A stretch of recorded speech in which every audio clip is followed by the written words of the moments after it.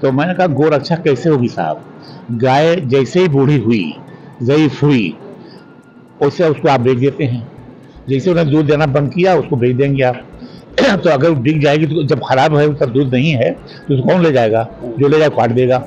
हमने कहा जैसे अपनी माता जी को रखते हैं आखिरी दम तक, वैसे अगर गैया माता को अपने घर पर रखेंगे, अपने खूंटे पर रखेंगे, चाहे वो दूध दे चाहे न दे, तो गोरक्षा हो सकती है। तो इस बात का आप प्रण लीजिए कि हम गैया को बेचेंगे नहीं, जब दूध देना बन गए तब भी हम उसको आखिरी दम तक अपने घर रखेंगे, गोरक्षा हो जाएगी। मॉब लिंचिंग का भी काफी मॉब लिंचिंग का मामला भी देखिए।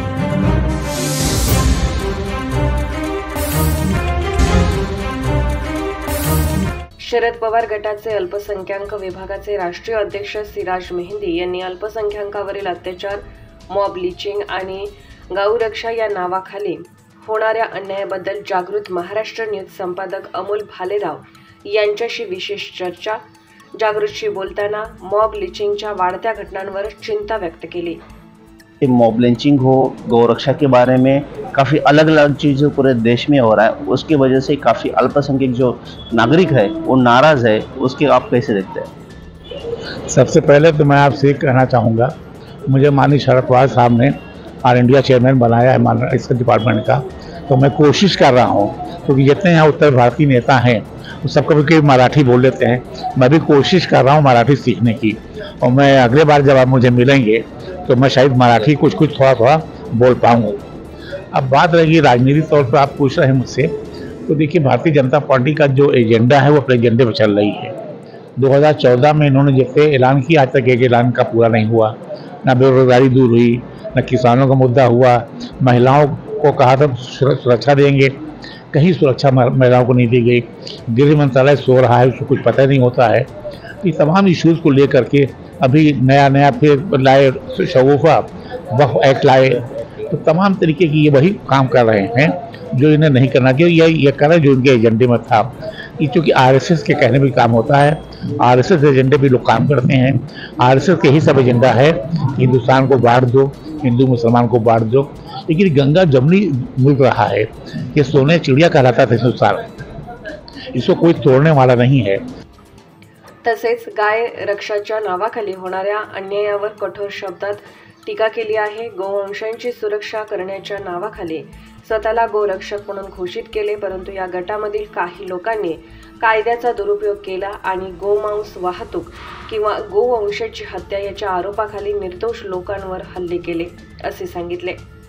देशात जात आणि धर्मावर आधारित राजकारण आजही सुरू आहे, ज्यामुळे अल्पसंख्याक समाजात भीतीचे वातावरण निर्माण झाले आहे। आम्ही विधानसभेत अल्पसंख्याकांचे प्रतिनिधित्व वाढवण्याचा प्रयत्न, आजची परिस्थिती अत्यंत गंभीर आहे। आते हैं अन्य से कोई जा रहा मोटरसाइकिल से, अब गोश्त चेक नहीं हुआ, उसकी जांच नहीं हुई, पिटाई शुरू हो गई, मुकदमा हो गया। ये सब रोकना भारत सरकार काम है, भारत सरकार की इशारे भी काम हो रहा है, तो कैसे कोई रोकेगा। इसी सब पर बात करने के लिए, क्योंकि चुनाव फिर होने जा रहे हैं देश में, चार राज्यों का फिर होगा, तो इसी सब बहस करने के लिए कल की बैठक हमने बुलाई है। हमें लगता है जो हम लोग। सिराज मेहंदी यांनी स्पष्ट केलं की एनसीपी शरद पवार गट हा अल्पसंख्याकांच्या हक्कासाठी आणि त्यांच्या सुरक्षेसाठी सदैव तत्पर आहे।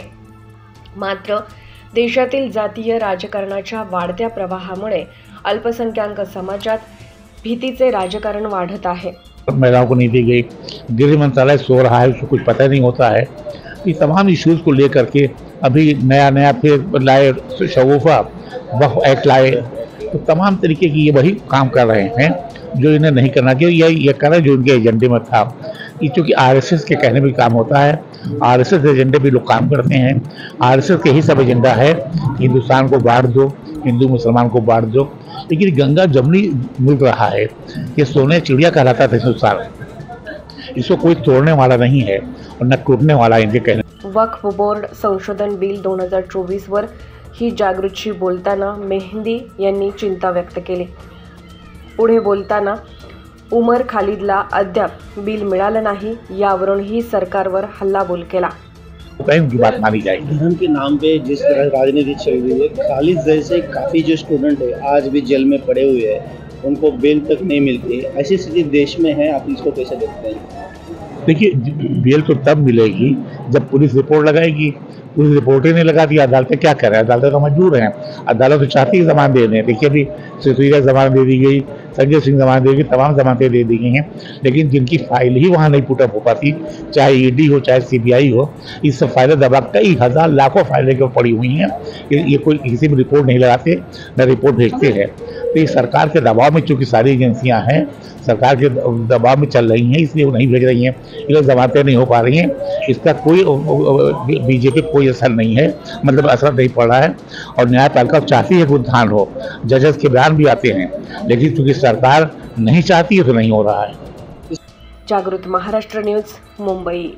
चॅनलला आता आपण ट्विटरवरती देखील फॉलो करू शकता। तसेच जागृत महाराष्ट्राच्या वेबसाईटला भेट देण्यासाठी गुगलवर टाईप करा www.jagrutmaharashtranews.com। तसेच जागृत महाराष्ट्राला ट्विटर, इंस्टाग्राम, फेसबुक आणि यूट्यूबला फॉलो करा। तसेच बातम्यांना लाईक आणि शेअर करायला विसरू नका।